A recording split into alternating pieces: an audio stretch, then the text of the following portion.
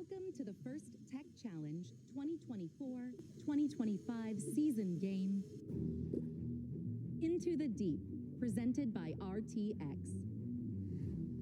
A team consists of up to 2 driver operators, a human player, a coach, and a robot. Each match is played with 4 randomly selected teams, 2 per alliance. But each alliance is allowed 1 human player. Your opponent for one match may be your partner for another. Robots must be built from materials specified in the competition manual and fit within an 18-inch sizing cube. But after the match starts, robots may expand, but may never horizontally exceed a 20 by 42-inch rectangle. The primary scoring element is a plastic sample, 1.5 square by 3.5 long. There are 20 samples for the Red Alliance, 20 for the Blue Alliance, and 40 Yellow Alliance neutral samples. Another game element is the clip. Each alliance has access to 20 clips.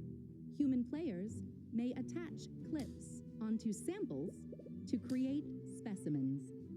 The game is played on a 12-foot square playing field with a foam tile floor and 1-foot-high walls. A submersible structure is located in the center.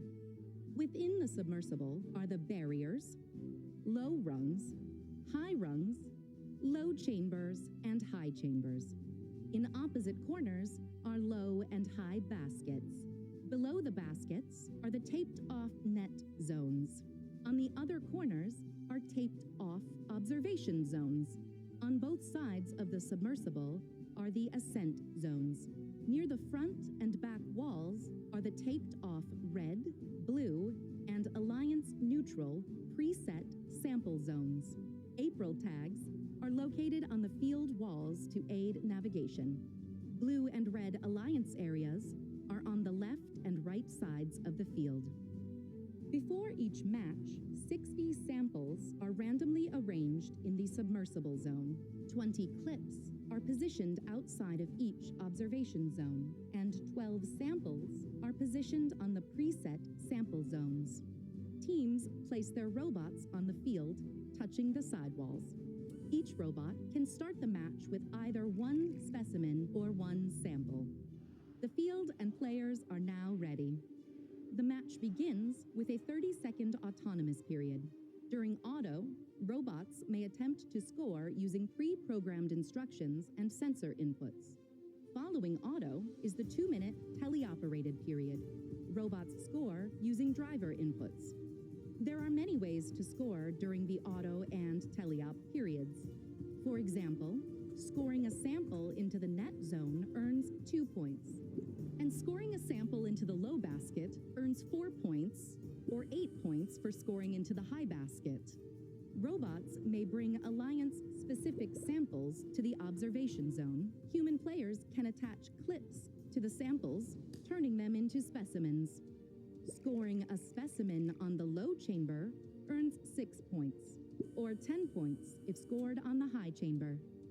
Sample colors may be neutral or Alliance-specific, but specimen colors must be Alliance-specific. The last 30 seconds of the teleop period is the endgame. Robots may continue scoring, but have protected access to their ascent zones. Each robot contacting the low rung earns 3 points. If a robot achieves a low-level ascent, it earns 15 points. But a high-level ascent earns 30 points.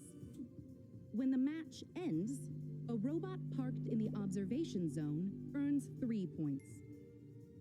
There are many ways to score in Into the Deep, but there are also rules that, if not followed, will result in foul points being added to the opposing alliance's score.